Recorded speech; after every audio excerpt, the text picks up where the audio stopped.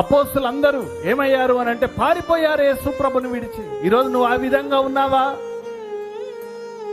కష్టం వస్తుంది, సమస్య వస్తుంది, బాధ వస్తుంది, కానీ నిలబడాలి.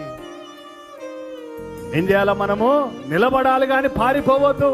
కష్టం వచ్చిందని పారిపోవద్దు, అవమానం వచ్చిందని పారిపోవద్దు, నిందొచ్చిందని పారిపోవద్దు, కొట్టారని పారిపోవద్దు, తిట్టారని పారిపోవద్దు, లేకపోతే మన మీద ఏదో పెద్ద నేరం మోపారని పారిపోవద్దు. మనము ధైర్యంగా యేసు ప్రభును కలిగినటువంటి వారు ఎట్లా నిలబడతారట? వారు నీతిమంతులు సింహం వలె ధైర్యంగా నిలబడతారు. హల్లెలూయా. అంతేగాని పారిపోయేటోళ్ళు కాదమ్మా. ఏది పారిపోతుంది? జింక పారిపోతుంది.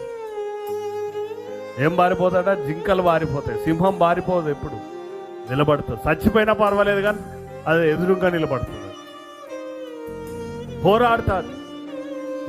ప్రియ బిడ్డలారా, ఈరోజు నీవు యేసు ప్రభును విడిచి పారిపోయిన అపోస్తుల్లాగా ఉండొద్దు. ఆయన కొరకు ప్రాణం పెట్టేవారిగా ఉండాలి.